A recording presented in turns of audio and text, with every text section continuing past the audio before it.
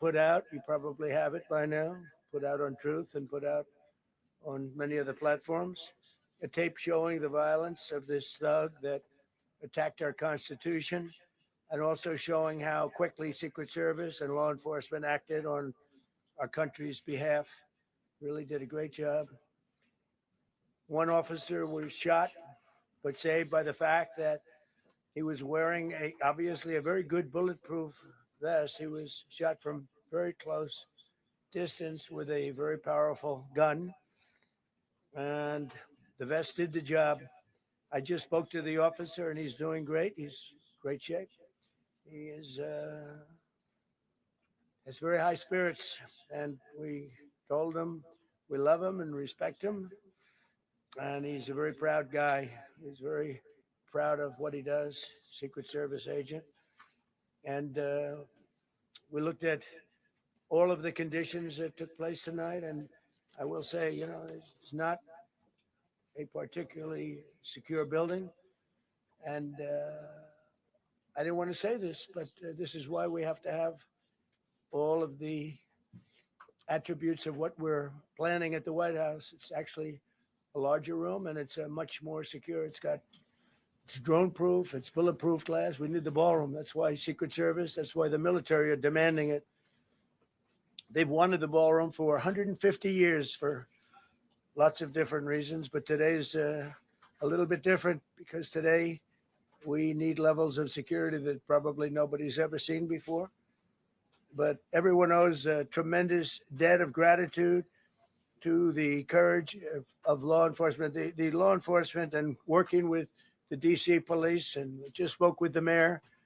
And when we're finished, the police chief is going to take over and discuss it also from their viewpoint.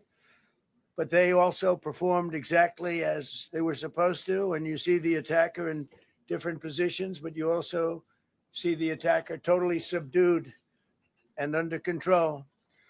So as you know, this is not the first time in the past couple of years that our republic has been attacked by a would-be assassin who sought to kill.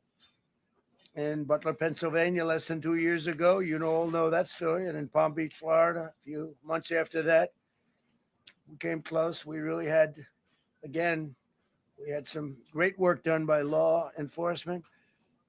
But in light of this evening's events, I ask that all Americans recommit with their hearts in resolving our difference peacefully. We have to resolve our differences. I will say, you had Republicans, Democrats, independents, conservatives, liberals, and progressives. Those words are interchangeable, perhaps, but maybe they're not. But yet everybody in that room, big crowd, record-setting crowd. There was a record-setting group of people. And there was a tremendous amount of love and coming together. I watched, and I was very, very impressed by that. But First Lady and I were taken very well care of very quickly, rushed off the stage. Vice President J.D. Vance, who's here, was likewise beautifully done. He was just saying how quickly everybody acted, law enforcement, Secret Service in particular in this case, but law enforcement. Marco had the same thing. Pete was there. Pete didn't want any help. He didn't want anybody to help. He doesn't want anybody to help him, but he did get some, didn't you? And I think you also said that it was very impressive.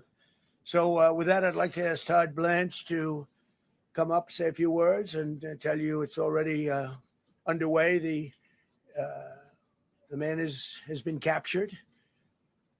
They're going to his apartment. I guess he lives in California, and he's a sick person, a very sick person. And we don't want things like this to happen. I think it's very important that I say, though, and I told the representatives of the evening, they did such a beautiful job. It was such a beautiful evening. And again, they're talking about free speech in our Constitution. That's what it's all about, not just White House Correspondents. It was really based on free speech in our Constitution. But I said very importantly that we'll do it again within the next 30 days, and we'll make it bigger and better and even nicer. So I just want to thank everybody that was involved. I also want to thank the press, the media. You've been very responsible in your coverage. I will say I've been seeing what's been out. You've been very responsible. So Todd Blanche, I'd like to say a few words, and then we're going to have cash. And then you're going to go on. We can ask, I guess we can take a couple of questions. I want to thank the First Lady that was a rather traumatic experience for her. There was a lot of action taking place up there very quickly. But again, the response time was really incredible. And we're going to reschedule. We're going to do it again. We're not going to let anybody take over our society. We're not going to cancel things out because we can't do that. We wanted to say tonight, I will tell you, I fought like hell to stay. But it was protocol. They said, please, sir, because they didn't know there was a lot of action going on, and they didn't know, could there be probably a lone shooter, but we'll find out. We'll find out very quickly. They have it very well under control. So I want to thank everybody very much. And Todd Blanche, please. Thank you very much, Mr. President. Tonight you saw the very worst and the very best of this country. You saw the very worst by the actions of that coward that the president just talked about. But you also saw the very best because you saw law enforcement do exactly what they're supposed to do. And you'll see the videos come out, I expect, very shortly, and you'll see law enforcement do exactly what we want them to do. And so I echo what what President Trump just said, that we are extraordinarily grateful and appreciative of the men and women of law enforcement that did their jobs tonight, including one who was injured. This investigation is ongoing. I expect you will see charges filed shortly. The charges should be self-evident given the conduct, but as you'll hear, there will be multiple charges surrounding the shooting, around the possession of firearms, and anything else that we can get on this guy. The investigation is obviously ongoing and just started. There's federal law enforcement already working on search warrants and doing their job, and I don't want to get ahead of them and don't want to get ahead of the work that they're doing even as we speak. Director Patel and I were just on the crime scene a short while ago, and everybody in this room should rest assured that the Metropolitan Police Department, the FBI, Secret Service, everybody's on the scene doing their job. I know that the police chief is going to give an update from the scene as soon as we're finished here, and I obviously will lead the details of what they have learned to him. But in the meantime, I just want to thank everybody in this room for the courage, and I want to thank President Trump for his words, and I promise you, justice will be served. Thank you, Dr. Patel. Thank you, General. Thank you, Mr. President. The president's absolutely right. You saw the best resolve of American law enforcement because you, Mr. President, inspire them 24/7, 365. You give them the resources that they need, and they know that you have their back. And that is a changing dynamic in this country, and that's why you saw brave Secret Service agents respond immediately, swiftly, subdue and take down the suspect, and safeguard the lives of thousands of individuals at that hotel. Thanks to our interagency partnership with the Department of Homeland Security and the Metropolitan Police Department, the FBI was rapidly deployed onto the scene, took over the evidence response unit, is examining all the ballistics that were found on scene, to include the long gun and the shell casings. We are conducting witness interviews as we speak. You will hear from our team on the scene there with the mayor and the head of the FBI field division there. But please know what the Attorney General has just said rings no truer. You saw the very best of America tonight. The very best unite us at a time of uncertainty, because we have leadership here with the president, the vice president, that backs law enforcement, and the men and women that I shook their hands on the scene today could not have been prouder to show up on scene. And as the Attorney General said, make no mistake, we are conducting witness interviews. If you have any information whatsoever related to this event, 1-800-CALL-FBI, 1-800-CALL-FBI. No piece of information is too small. No piece of information is inadequate. We will evaluate it all. We will also be conducting interviews of those that were there. And if any of those individuals have information, please come forward to law enforcement or the FBI or the Metropolitan Police Department. We will be examining this individual's background thoroughly. That process has already started, and we are going to ensure that he was either a lone wolf actor or anyone else that was responsible. We will analyze all evidence immediately to make sure that we safeguard this country. Mr. President, Mr. Vice President, thank you for your leadership. Attorney General and Homeland Secretary Mullen, thank you for your partnership in law enforcement. Thank you. Okay, we'll do a couple, and then we go to the chief. Madam Chairman, I just want to say you did a fantastic job. What a beautiful evening, and we're going to reschedule. Okay. And after that, it's very tough for her to ask a killer question, right? But you have done a fantastic job. Please. Mr. President, I appreciate it. As you mentioned, it all happened so quickly. Yeah. And I wonder, especially because unfortunately you have experience with these sorts of threats, in that moment when you realized there was a threat and service agents were telling us to get down, can you describe what was going through your mind, how you were feeling in that moment? That's a very good question. Actually, it's always shocking when something like this happens. Happened to me a little bit, and that never changes. The fact we were sitting right next to each other, First Lady on my right, and I heard a noise, and sort of thought it was a tray. I thought it was a tray going down. I've heard that many times, and it was a pretty loud noise, and it was from quite far away. He hadn't reached the area at all. They really got him, but so it was quite far away. But it was a gun, and some people really understood that pretty quickly. Other people didn't. I was watching to see what was happening. Probably should have gone down even faster. Melania was very cognizant, I think, of what happened. I think she knew immediately what happened. She was saying, "That's a bad noise," and we were whisked away along with other people, but we were really whisked away. And again, the performance of the Secret Service and the police, all of the law enforcement, I thought was really good. So it was very quick. There wasn't a lot of time to be thinking because it was a matter of seconds before we were out the door and gone into an area. We very much, and you wanted to too, we very much wanted to continue it because I don't like to let these sick people, these thugs, these horrible, horrible people change the fabric of our life, change the course of what we do. So we held out. You were there. We held out right till the end, but they didn't want to take a chance, and I understand there was protocol. But we're going to be doing one hopefully within the next 30 days or sooner, and I am ready, willing, and able. And I was all set to really rip it. And I said to my people, this would be the most inappropriate speech ever made if I said one. So I'll have to save it. I don't know if I could ever be as rough as I was going to be tonight. I think I'm going to be probably very nice. I'll be very boring the next time, but we're going to have a great event. And you did a fantastic job. Thank you very much. Peter, go ahead. Thank you, President Trump.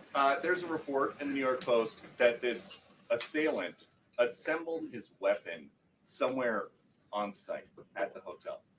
What do you think about that? And I ask respectfully, why do you think this keeps happening to you? Well, you know, I've studied assassinations, and I must tell you, the most impactful people, the people that do the most, you take a look at the people, Abraham Lincoln. I mean, you go through the people that have gone through this where they got them. But the people that do the most, the people that make the biggest impact, they're the ones that they go after. They don't go after the ones that don't do much because they like it that way. And when you look at the people that have either, whether it was an attempt or a successful attempt, they're very impactful people. Just take a look at the names there, the big names. And I hate to say I'm honored by that, but I've done a lot. We've done a lot. We've taken this country, and we were a laughing stock for years, and now we're the hottest country anywhere in the world. We've changed this country, and there are a lot of people that are not happy about that. So I think that's the answer, Peter. And after Butler, your team for a while rethought outdoor events. Yeah. Do you think that you now need to rethink No. indoor? Well, but then you just don't do events. No, I can't do that. I have to. It is what it is. We have to do it. The room was very, very secure. He charged from 50 yards away, so he was very far away from the room. And what did you think when you saw the video of how fast he was running? He was moving. He was really moving. And the reaction time was great. Boy, those guys, they had their guns drawn literally by the time he was there. They were shooting. That's right. I thought they were very impressive. And if I didn't, I'd let you know. I'm not going to be I would not stand for that. No, I thought they were very impressive. Thank you, President Trump, and thank you Right. for updating us on Thank the you. suspect earlier. Were you aware of any threats? Was your team aware of any threats beforehand? And do you believe you were the target of this tonight? I guess. I mean, these people they're crazy. They're crazy. And, you never know. He was very far away from me. He had to go through a lot. We had resources all over. We had resources sitting at tables, literally in disguise, sitting maybe at your table, who knows? But we had people all over the room, so he had a long way to go. That was really a first line of defense, and they got him. And they really, they acted incredibly. No, we've had no. There was no notification. We had no idea. Go Do ahead, you know Kevin. any political motivations from this? Well, you never know. Now we'll be able to tell you that maybe by tomorrow or the next day. He's in custody, and they're asking him a lot of questions. I guess they're going over Todd, and they're already at his apartment. He lives in California, and they're over there, so they'll be able to tell you. Thank you, Caitlin. President Trump, did the suspect say anything, or was he wearing anything that would allege some type of motive here? No, I mean, he was a guy who looked pretty evil when he was down. They had him down. He was fighting hard. He was in my opinion, a sick person. Who would do that but a sick person? But I think you're going to find everything about him. No reason to talk about it now. But tomorrow at this time, long before this time, you're going to know a lot of things about him. They seem to think he was a lone wolf, and I feel that too. Are you concerned about U.S. Secret Service protection ability? We saw several of the detailees take minutes to be escorted out the room. No, they acted very quickly. No, I was very impressed by Secret Service. I mean, I'm the one, and Mark Wayne, you would agree with that, I think. I'm the one that would complain. You don't have to complain for me. I would be complaining. I'd be up here right now saying they didn't do their job. Oh, believe me, because, it's my life. And I want to live because I want to make this country great. That's why I want to live. But when you're impactful, they go after you. When you're not impactful, they leave you alone. Okay, a couple of more. Go ahead, please. Is there any indication that this shooting could have been linked to the war in Iran? I don't think so, but you never know. We're going to know a lot. We have the best people in the world working on it, and we're going to know a lot. Please. Mr. President, there's a lot. You, as well as some of us who have covered Butler, experienced another horrific day 2 years ago. Yeah. What felt similar? You had the First Lady with you today. What felt different? And you have another 2+ years in office. Are you concerned about something like this happening? Well, I again? can't be concerned. I can only get great people. They did the job. In my opinion, a much better job than Butler. Butler had one weak spot that we all know about. Somebody should have been up there. But even Butler, we had our sniper on our side within 4.2 seconds from a distance of about 400 yards, one shot, and he was gone. And if he didn't do it now, he's David. His name was David. I say, hello, David, every time I see him. David, I like you very much, David. But think of that. Now, if he doesn't hit him, and he hit him right between the eyes from 400 yards without any notice, nobody knew. He heard a sound. He looked over, and there was actually a tree that was somewhat in his way. You know the story very well. And he aimed, he fired. And if he didn't do that, beyond me, you would have had a lot more people killed. We lost one great person and 2 people very badly hurt. They're okay now. But no, that was so in a sense, that was pretty amazing, the job they did. But they did have that one weak spot. As you know, they should have had that covered. Tonight, they had everything covered very quickly. And he was fast. He was running full blast, and they got him before they got any further. I was very far away. He hadn't anywhere close to breach the doors of the ballroom. The ballroom was sealed, and everybody in there. That's why once those doors opened, they didn't want to do tonight. If the doors weren't opened, we could have probably done it tonight. But I think we're much better off rescheduling. Yeah, please. Mr. President, for you and perhaps law enforcement as well, what is the level of confidence that this was a lone actor? And has the suspect made any statements to police while in custody? Yeah, I think it's just it's not my profession. We have great professionals up here and outside that have been working with us. My impression is he was a lone wolf. whack job. These are crazy people. These are crazy people, and they have to be dealt with. We had that in the second attempt, as you know, and he's spending life in prison because if you let him out, they'll probably, if he serves 10 years or 15 years, you let him out, he'll probably try it again with somebody else. They're sick people. We have a lot of sick people, but you're going to know. I think very shortly you're going to know, Todd, a lot about him. You're going to know a lot about him. Yeah, a couple of more. Yeah, please go ahead. Are you concerned about political violence? This could be politically All motivated. violence. I'm concerned about everything. Look, but I can't be so concerned that you can't function. No, I'm here. It's a dangerous profession. I tell the story. Race car drivers. I think it's very dangerous.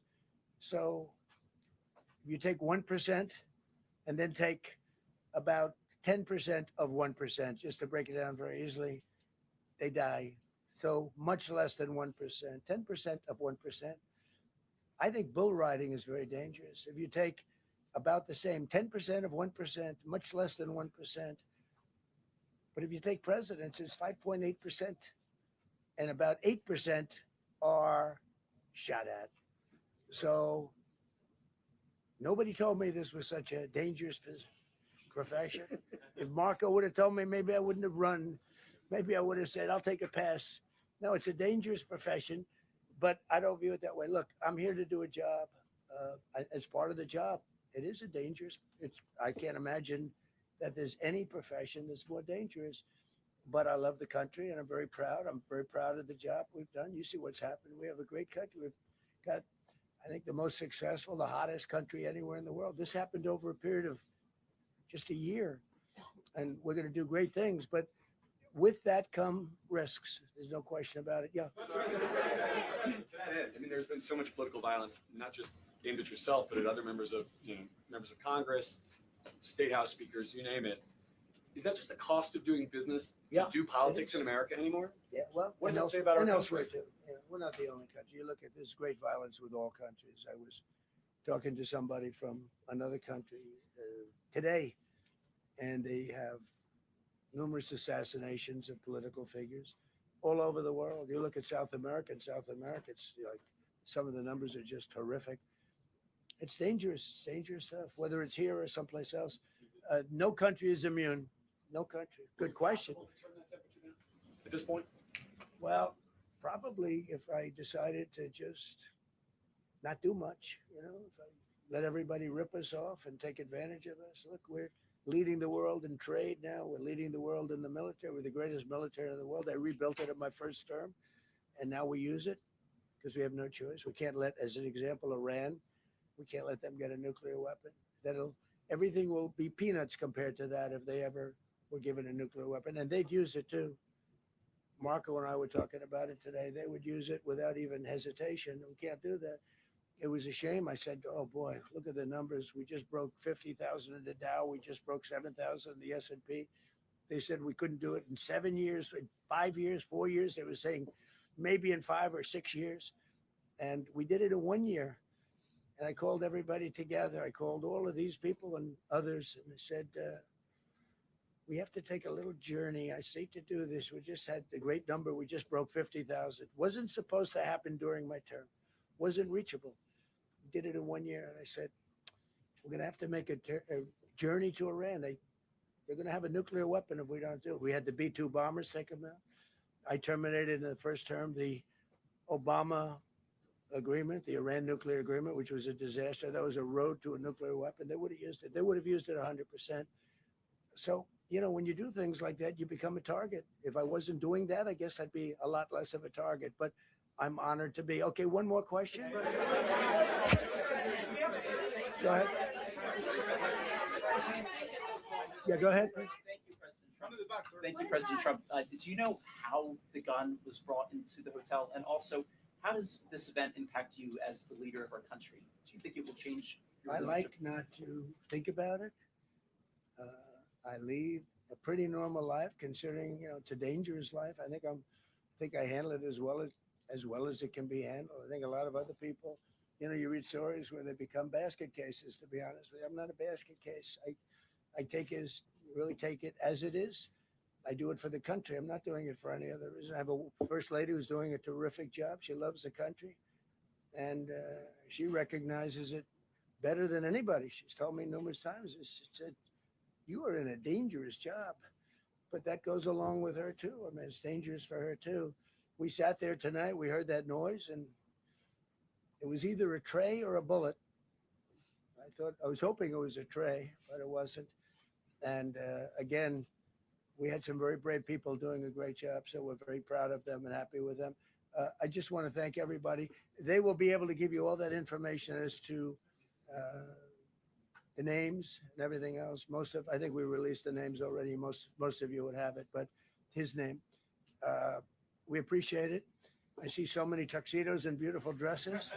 It was a little different evening than we thought, but we're going to do it again, and we have a great chairman who we're so proud of, and we have to make it better. We'll make it safer, I guess, right? But we're going to make it even better. Okay, thank you very much. Thank you. About how impactful this was. Can we hear from her about? Well, honey, would you want to say something? Okay. Go ahead. Millions of people across the globe, in fact, are watching you. You demonstrated courageous leadership, and thank God you're alive. All of us are alive today. What is the message that you want to give to the world that this should change? What corrective measures can we take from here on? Well, all you can do, look, I don't care how many people you have, how good they are. They can be the greatest people. You have the greatest security in history. If you have a whack job who's got a brain, but it's a little bit distorted or a lot distorted, they can make trouble. I would say, Pete, right? You know, they can make trouble.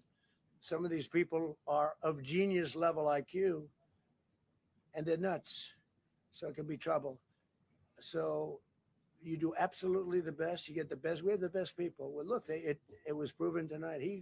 He started running from 50 yards, and he was fast. He was like a blur on tape. He was moving.